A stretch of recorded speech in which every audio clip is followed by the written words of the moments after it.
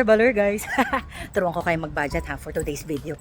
Tara, samahan niyo ako. Yun guys, hahanapin natin mga products ngayon ay yung mga naka-sale. O ayun guys, katulad nito. Buy 6, get 1 free. Sa halagang 84 pesos, meron kang 7 pieces. Kukumpitin natin ha.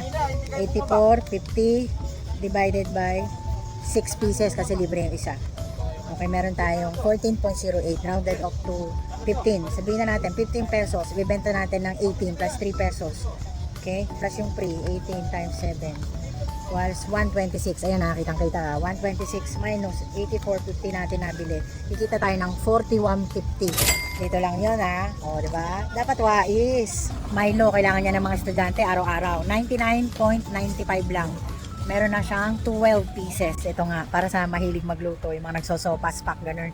Tsaka mga nagbebenta, yung Alaska.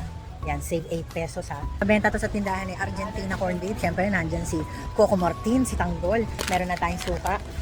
82 pesos. Saka ito rin yung toyo. Ito talaga pambenta. Pang Asenso pack to guys. Ayan o. Asenso buhay mo dito pack. Ganun. Let's go! Basta laging tatandaan, mas nakakamura tayo kapag sale at mas malaki ang kinikita natin. Siyempre, bibili tayo na marami tapos sa murang halaga, papatungan natin pagdating sa tindahan. O di, ang dami natin benta niyan. Pack, ganun. Yan, pila na tayo dito.